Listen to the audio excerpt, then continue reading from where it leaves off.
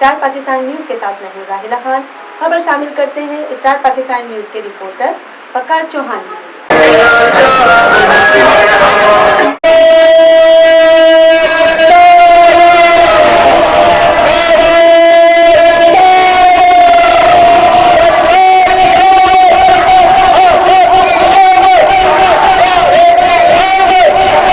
तंजीमें आए माकताबत अहले सुन्नत वल जमात लाइन्स एरिया और खुदादाद कॉलोनी की जानिब से 1500 साला जश्न ईद मिलादुन्नबी रैली निकाली गई। हर साल की तरह इस साल भी तंजीमें आए खिताबत अहले सुन्नत वल जमात लाइन्स एरिया और खुदादाद कॉलोनी की जानिब से 1500 साला जश्न ईद मिलादुन्नबी सल्लल्लाहु अलैहि वसल्लम रैली में इलाके के लोगों ने बिलखुसूस छोटे बच्चों ने बड़ी तादाद में शिरकत की।